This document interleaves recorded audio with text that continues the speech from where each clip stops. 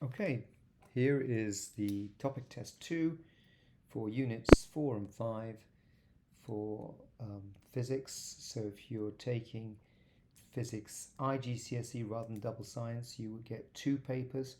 This is not entirely from January 2020.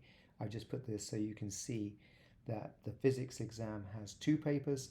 If you're doing combined science, you only need to do paper 1, so this paper will not be in your exams. However, I've taken one question from paper 1 and added it to this for my students because we didn't cover it in paper 1.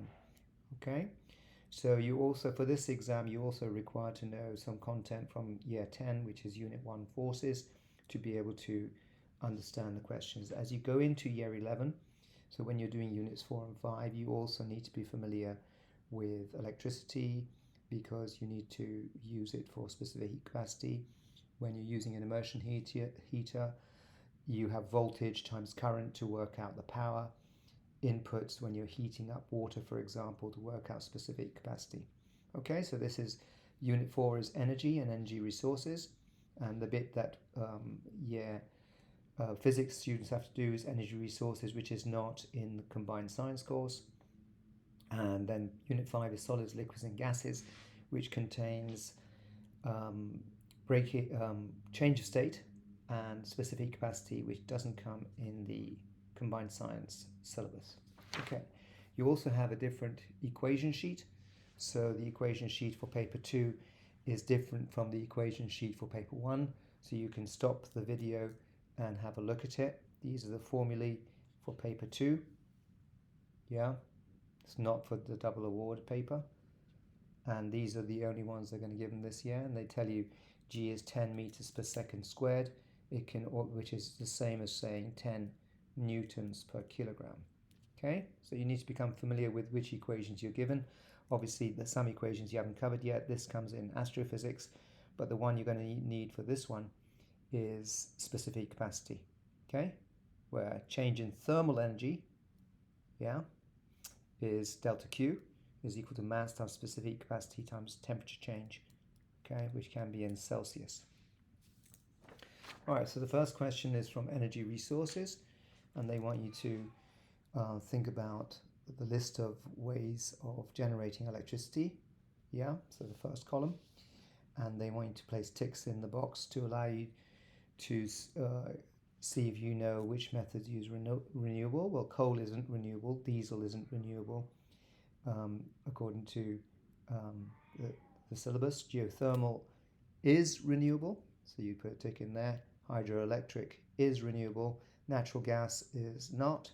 Nuclear power is not really, because the uranium can technically run out even if it may not in our lifetimes. Okay, and wind turbine is renewable.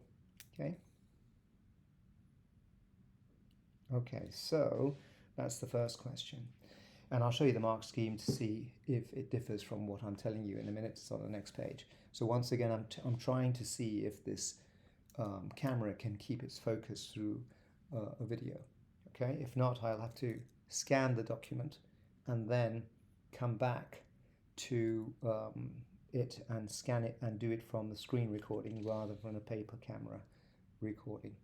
It then says solar cells can be used to generate electricity.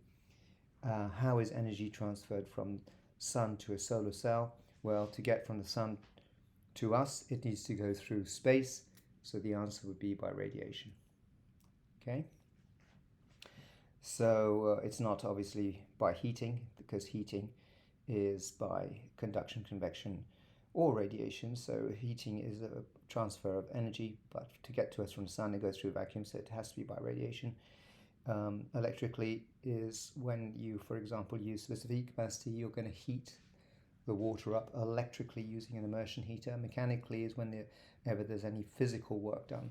State 1 disadvantage of using solar cells to generate electricity, that's any common sense answer, like, the sun is not out at night, for example, so you can only do it when the sunlight is available, or the light is available. So here's the mark scheme. So for question 1, 2, solar cell is already given, and wind turbine. So you get the notes for the marking is there, yeah, 1 mark for each correct tick basically, and then radiation is the answer, and these are what they can give you for the answers to the last part. Okay, so that's a quick 5-mark question to start you, to warm you up. Question 2 is showing you a brass mass, yeah, and they want you to just refresh your memory about density, mass and volume. So you've got to make sure you know the equation, because not one of the equations is given to you. So I'll let you struggle with that one in a minute. So you just need to be able to quote it. So that's something that you need to revise. Density is mass divided by volume. I'm not going to write everything out in this paper. I'm going to leave that for you to do.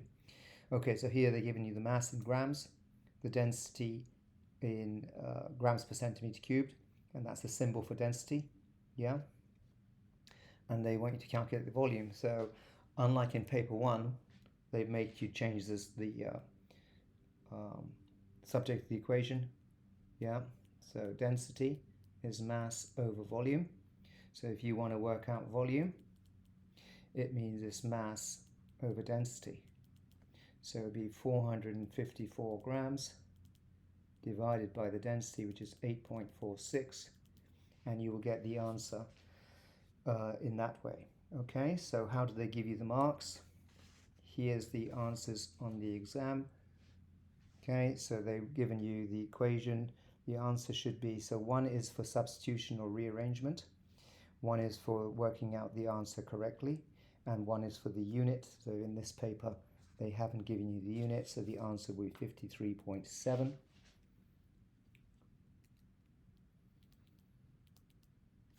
And the answer will be in centimeters cubed. Sorry, 53.7 centimeters cubed. So once again, the focus seems to be struggling, okay, but hopefully you can read it, okay, and they had the equation there, density is mass over volume, so you've got to get that one right, okay, so don't forget the units. You can use grams and centimeters cubed for small objects, but the SI units are kilograms and meters cubed. There is no need to change them to kilograms and meters cubed. The next question is from energy. Let's see if putting my hand there does bring the autofocus back. Moving the paper perhaps. So I'm going to read it to you, but you should have this paper in front of you if you're one of my students. A metal worker uses a hammer of mass 1.8 kilograms to deform a piece of metal on this anvil, which is just a metal base. So the metal is there. The hammer is 95 centimeters, 0.95 meters above there. So it looks like it's got potential energy. Calculating the increase in the hammer's gravitational potential energy, GPE, the store of gravitational potential energy, which is the word that they use for which form the energy is in. They've now changed it from form of energy to store of energy. And when the hammer is raised through a height of 0.95 meters. Now they don't give you this equation on the equation sheet, but they've been kind enough to give it to you. So it's a 2-mark question because they've given you the formula. So you just have to put the numbers in underneath. 0.95 times gravitational field strength, which is 10 newtons per kilogram, times the height. So that changes the kilograms into newtons, which is work done. Force, this is a force now, times the height, 0.95. So gravity will do the work for you as it drops through the 0.95 when it hits the metal on the anvil. You put the numbers in and they've given you the units, that's why it's 2 marks. Okay, so here they're giving you the units. Once again, the focus is not perfect. Okay, so once you put the numbers in, you'll get the answer with the units, and I'll show you the answer in a minute on the mark scheme. Okay, so the answer on the mark scheme is here. So it's 17 joules or 17.1, but it's only 2 significant figures because you see everything's given to 2 significant figures in the question, the mass and the height. So The answer, once again, is 17 joules. So always put the answer with units, even when they're given you a space and the units are there. Okay, so 17 joules. It then says, and I read, the metal worker moves the hammer down to strike the metal. So he's moving it. So he's also doing some work. The hammer must have at least 21 joules of energy in its kinetic energy store. Well, it's only getting 17 joules from the gravitational potential energy. So the gravity is going to do most of the work, but it needs 21 joules in total to, as it hits the metal, to deform it. Okay, so explain why the metal worker must do at least 4 joules of mechanical work, because the gravity only provides 17 joules of work. So the gravity is doing mechanical work, so the man must also do mechanical work. Mechanical work means the energy transfer is by work done, physical work done, which is force times distance. So he's going to put a force in during that distance, which will be equivalent to 4 joules. Okay, so he needs to increase the velocity from what it would be if it was just left to gravity. Okay, so that's basically what they're looking for, and they want you to explain the idea that the kinetic energy is greater than the potential energy available. Yeah, so you're saying the difference is 4 joules, so that's how you get the marks. Hope that helps. Again, hope you can read it on the video. So that's the first part, that's part A. Part B, they want you to be able to convert it from the 17 joules, or 21 joules in this case. So calculate the velocity of the hammer just before it strikes the metal. Remember, 17 joules came from the gravitational potential energy, and 4 joules from the work done by the man.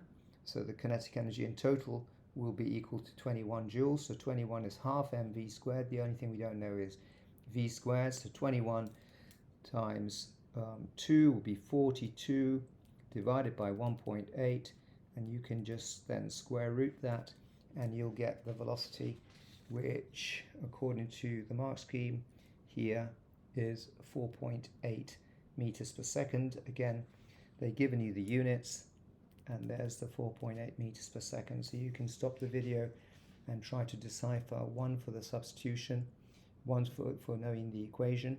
So this time they haven't given you the equation at all. You've got to remember the kinetic energy equation, substitute the figures in correctly, rearrange it to get velocity, and evaluate it. And don't forget, you need to square root it again to 2 significant figures, because that's the data we've been given. Never use fractions. Some of my students think that fractions are more accurate.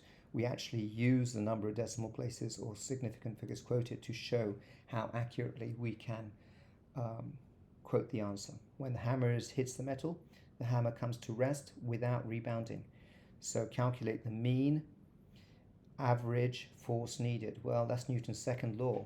So if it comes to rest from this speed, 4.8, it's going to go to 0, so the final velocity, so the initial velocity u will be 4.8. The final velocity v will be 0, and the time is given as 0.12 seconds. So we've been given a time. They want you to work out the acceleration and therefore the force, because this is all from F equals ma. So before you do that, you also need to do A equals V minus U over T. Yeah? So if you put the numbers in for A equals V minus U over T, that will give you the acceleration. 0 minus 4.8 over 0.12 is a deceleration. So the force is against the motion, which will give you a negative answer. 4.8 over 1.2, that's 48 over 1.2. So that's going to give you the answer of, well, they've just done it and then they multiply it by mass. Okay, so they've combined the two equations. So therefore, if you do that, then F equals ma, that's what they've done in the question. Multiply that by the mass, and the mass is equal to, can I remember what the mass was? 1.8 kilograms. So if you multiply that by the mass, yeah, you're going to get the answer that they give you in the mark scheme, which is 72 newtons. So it's 1.8 times 4.8 divided by 0.12. Okay, they give an answer of, they will allow you to put extra decimal places, but really you can only quote accurately two significant figures. So that would be 72 newtons. Okay, but they're accepting 72.5, and they're even being kind enough and let you put two decimal places, which is technically too accurate for the data given. Okay, the next question is question 5, and this is where specific capacity comes in. So this is now from your new topic. Once again, the autofocus is not what it should be. So the student does an investigation to determine the temperature time graph for water as it changes from state from ice to liquid water. This diagram represents student's apparatus. So you've got 12-volt supply, feeding it there. You've got a lid to avoid heat being lost to the surroundings. So you want to make sure you have it well insulated. They've got a little gap there, so they probably put a polystyrene thing. The heater goes in. The heater, immersion heater, is this. It's fully immersed in the ice-water mixture. I'm assuming it's not. It's pure ice because it starts at minus 17 degrees centigrade. So when we're doing this, we need to know, so this is the initial temperature. After 5 minutes, the ice begins to melt. Okay, so it starts from minus 5, and we're assuming it's going to get in a straight line. So here is ice, here it melts. And then it says after 6 minutes, it takes 6 minutes for it to melt. While it's melting, so I need to show you the graph. So it takes 5 minutes for all the ice to melt, and you assume this is going up at a constant rate. This is normally the graph you need to draw. Then for 6 minutes, it's melting, so there's no raise in temperature. So at 11 minutes there, all the ice will have melted. The investigation continues for a time of 20 minutes. Use this for the time scale. So I put 5, 10, 15, 20 on my time scale, and sketch a graph on the axis to show how temperature changes with time. Assume the rate of transfer from the heater is constant. That means it goes up at a constant rate when it's warming up.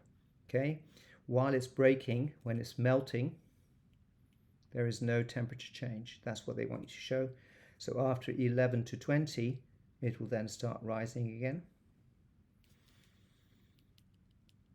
And that's the specific capacity there for water.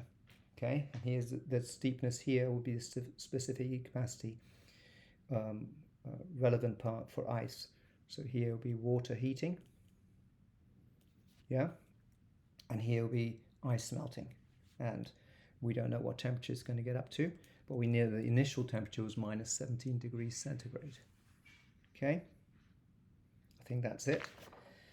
Suggest a precaution the student should take to obtain high quality data. Again, any common sense answer. So normally it would be something like making sure you stirred when it's in a liquid phase, when you make sure you're stirring it, but that would be difficult once you've got the polystyrene cover on it. So there's the graph that I showed you, and then the steepness they're showing should vary. Line starts at minus 17, it says, for 5 minutes, and then 6 minutes along the axis here, which we got right at 0 degrees centigrade. No change of temperature at that point.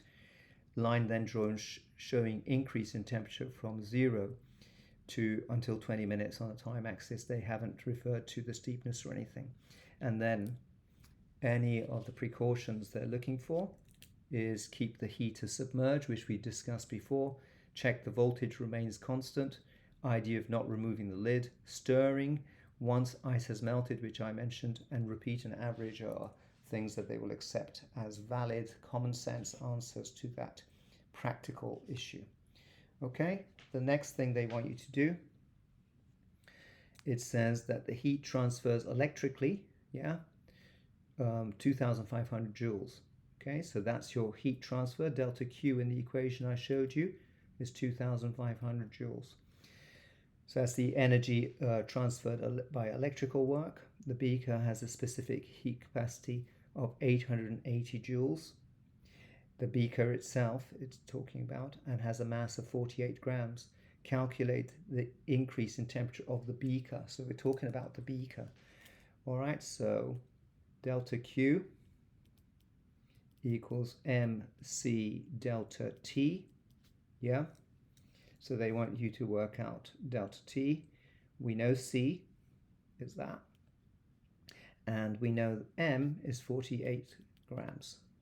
Okay, so if you want to work out delta T, you can change the subject to the formula to say delta T is equal to delta Q over MC, which would be 2,500, given to you in the question, divided by 0.048. This time you have to change the units into kilograms, yeah?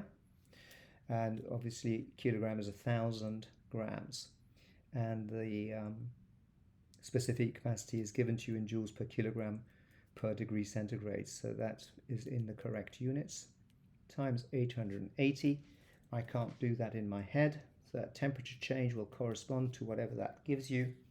And if you look on the mark scheme, it's a 59 degrees centigrade change.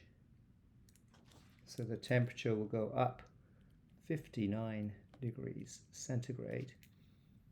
And that's how you do it. Okay? So it started at minus 17 degrees, we're assuming. So you can see that it will be about 42 degrees centigrade once you've finished the heating. Okay, so they haven't actually asked you to work out the specific capacity of water. They've given you specific capacity and want you to use the equation to solve the problem, in this case, of the beaker. Okay, so there is the mark scheme, if you can see it. Let's see if I can zoom in. Will that make it clearer for you? Not really. So I think I just need to buy a new camera now. Okay, hopefully you can struggle through that. And I will have to create a different way of doing it. Okay, so question 7 is about the pressure law. Okay, then the context is volcanoes on the moon of Jupiter, Io. Okay, the diagram shows 2 jets of gas from volcanoes, one there, one there.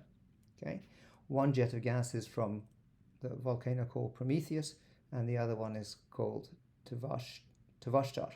Okay, so you've got 2 volcanoes. You can see this one is ejecting more gas than this one, so this one must have more kinetic energy to start with when it erupts, so there must be a bigger pressure in there. Gas particles, it says, in the Prometheus jet leave the surface of Io and move vertically upwards, so that's basically kinetic energy converted upwards into potential energy. Okay, so this is the energy stores we're talking about. The particles reach their maximum height when their speed is 0, so the final velocity will be 0. Okay, some particles in the Prometheus jet reach a maximum height of 92 kilometers, which is 92,000 meters. Calculate the initial speed of these particles as they leave the surface. Now, the initial speed is high velocity. The final speed at 92 kilometers is 0. So you've got to work out the acceleration due to gravity is given to you. So the one way of doing is, if you look at the mass of these particles, the kinetic energy that they gain will be half mu squared, because the kinetic energy they start with is half mu squared, the initial speed. So what we're trying to work out is this, and they change to potential energy. You'll notice if you do my method of conversion from the kinetic store at the beginning to gravitational potential energy at the end, the mass is the same of these particles, so you can cancel the mass out. Alternatively, you can use v squared equals u squared plus 2as, which is a kinematics equation, which is these two are actually equivalent. This equation actually comes from this. See, u squared equals 2gh is the same as, u squared equals 2gh is when v squared is 0, you will see that that is exactly the same. All right, so if we want to work out u squared, then it must be 2gh. And 2, the gravity is not 10, like on Earth, it's 1.8. Okay, so that's gravity, and the height is 92,000 meters. So you put that in, but you want to have the square root, so you can then square root that, and that would give you the correct. Ooh, so annoying when I keep missing the position of the camera.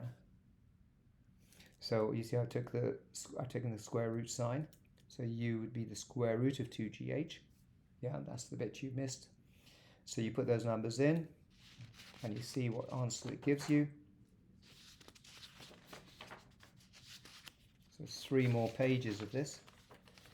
And if you look at the mark scheme, it's got 2 times 0.18, 3.6. We only want the speed, so it doesn't matter about direction.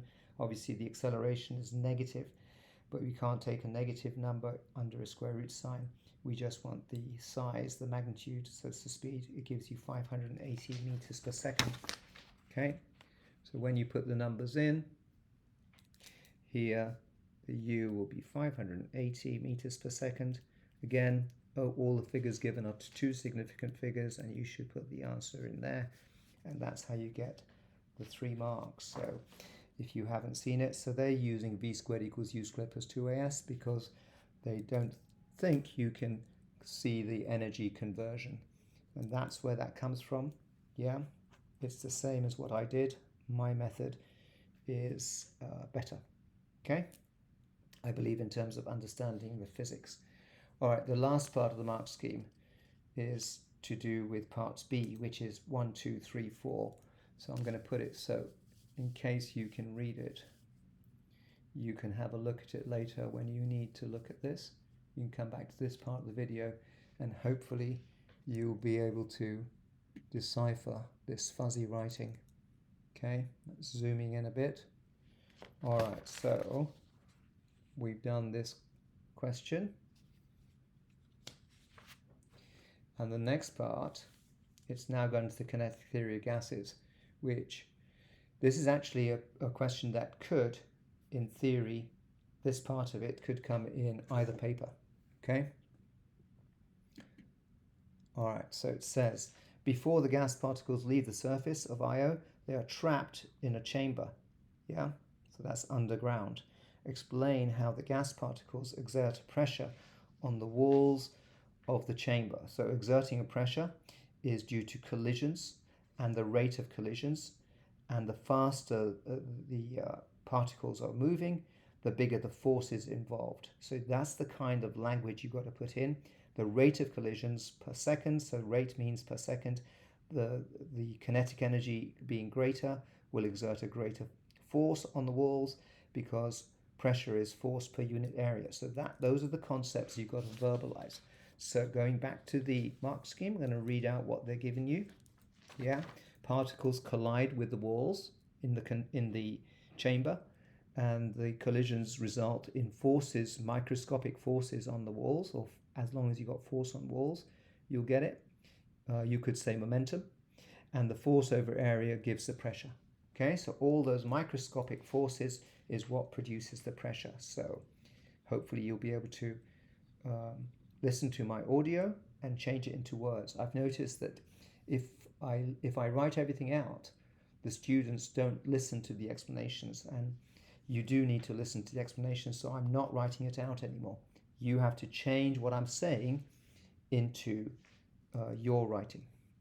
Okay, the last bit on this page, part 2 of question B, part B, this other chamber, the Tvashtar chamber, has the same volume as the Prometheus chamber. So, and contains the same number of molecules. So we've got volume and number of molecules as constant. So the only variables are temperature and pressure. They've given you the temperature of the gas in Prometheus chamber as 1200 Kelvin. So you don't need to change it to Kelvin. Sometimes in the exam they give it to Celsius, and a lot of students will try to put the Celsius values in. Remember, all temperatures in the gas laws must be in Kelvin because it has no negatives. You don't want any negative values when you're using the gas law. Okay, so then they've given you the temperature of the gas, the temperature in the other chamber. So the temperatures are different. One is 1200, one is 1600. And the pressure of the gas in the Prometheus chamber is 8.2 kilopascals. Yeah, you don't need to change that because you're doing ratio of pressures and temperatures. They want you to calculate the pressure of the gas in the Tvostar chamber. So we use the pressure law, and that will be pressure 1 over temperature 1 must equal pressure 2 over temperature 2, yeah, if everything else is constant and we've got controlled variables. So this is the given formula, which is actually in the given to you on the formula sheet. Yeah, once you put the numbers in, you should be able to work out the answers. So you just got to put, for example, the temperature of Prometheus in here, and the pressure, or let's do it the other way, the temperature of Prometheus, put it here, the pressure of Prometheus, put it there, yeah, and then that leaves you the temperature of Tvostar as number 1, and the only unknown would be P1. So we know this one, we know this one, we know that one, and that will give you the following formula. Pressure of the unknown, which is the Tvostar value, will be equal to pressure of the other one, which is 8.2 kilopascals. Leave it in kilopascals, it will save you time because they want the answer in kilopascals, times, and then temperature, multiply both sides by temperature of Prometheus. So temperature of Prometheus is 1200, yeah, the smaller one. So by the ratio of temperatures, the pressure will also be affected by the same one. So it's 8.2 times the ratio of 12 over 16. Okay, once you put those numbers in, yeah,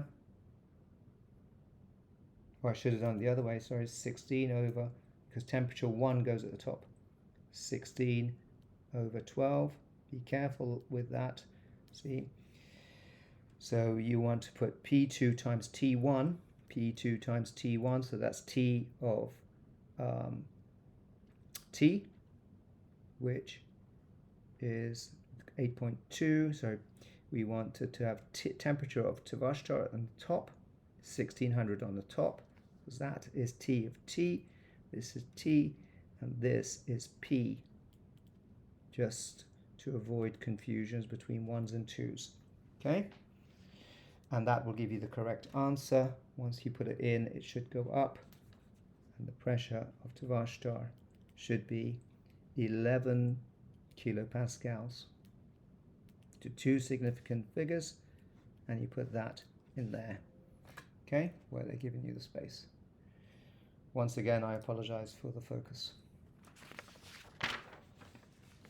Part 3 is again back to the kinetic theory. They want you to use ideas about particles in your answer for part 3. Okay, explain why the pressure inside the chamber increases, yeah, when the temperature increases. Well, you got to say 3 marks to do with that. Where if the temperature increases, it's the same as we said before. The kinetic energy increases, so the momentum increases. So when the particles collide with the wall, yeah, when the temperature increases, they hit the wall with a greater force. Greater force means greater pressure per unit area of the walls, and also the rate of the collisions increase. So more collisions per second and with greater force each time creates the bigger pressure. So that's what we're getting from. Particles have more kinetic energy, will get you 1 mark, any 3 of these. More frequent collisions, yes, so that's what they're looking for. Idea that particles collide with greater force, yeah. I wouldn't put harder, I would put greater force, and therefore the average force increases and pressure is force over unit area. The final part of the question is about explaining why the particles from the Tvostar chamber reach a greater maximum height than the particles from Prometheus. Well, we just worked out that the Tvostar has 11 kilopascals of pressure, and this have 8.2 kilopascals. So the reverse argument would be the one with the greater pressure will have greater temperature, yeah. So greater pressure, if the pressure is higher, That means the temperature in Kelvin will be higher, and the temperature in Kelvin is proportional to the kinetic energy, the average kinetic energy of the particles. Yeah? So you've got to put this into your sentences. So I'm putting it in code, so you have to practice verbalizing it. And once you do that, you can get the 3 marks. Obviously, the one with the highest kinetic energy of particles will lead to greater, it's proportional to the final gravitational potential energy gain. Okay? So, pressure increases. If the pressure is higher, the temperature in Kelvin is higher. Temperature in Kelvin is directly proportional to the mean kinetic energy of the particles. And that means if they start with a greater kinetic energy, the particles, they will end up with a greater gravitational potential energy gain. So we're talking about energy store. So that's why I've combined units 4 and 5, because they are so interlinked. Okay, so that brings us to the end of the topic test 2 for units 4 and 5. And you can hopefully, I will put a better copy. If I scan my answers in, I can also do a second video of the scanned version without having to go through this focused problem lens, and then you should be able to see the answers to the final part more clearly. Yeah? All right. So it says any 3 from idea that the higher pressure means higher speed. Yes, as long as you relate that. So my answer was higher pressure means higher kinetic energy, higher temperature in Kelvin. Yeah, which is therefore linked to speed, as you know, kinetic theory of gases. And the Tversky star particles have more initial kinetic energy, which is what's said. Particles from chambers experience the same deceleration. Okay. That's another way of doing it. I said gain an potential energy, higher speed with the same deceleration. So they've done into the v squared equals u squared plus 2as method. Yeah. Because I think the question was saying, explain what they gain a maximum height. So mine is the same. The Tversky star particles have more gravitational potential and energy at the maximum height. Okay. But their maximum height will be greater. Okay, so I should probably put that as the final bit. If they have more gravitational potential energy gain, they're made of the same particles, so their masses will be the same, therefore it will be proportional to the height gain. Yeah? Anyway, I think that covers it sufficiently. And going back to the front cover, that's the end of this paper. If you found it useful, please give us a like so we do more videos, and make sure you subscribe so you know when the next video is on. I also put some revision video on specific capacity of how to actually do the practical, because that's a required practical that you need to know how to do the method, etc. So have a look for that, and if you're subscribed, you will see all the videos that we upload. Thanks for watching. Bye for now.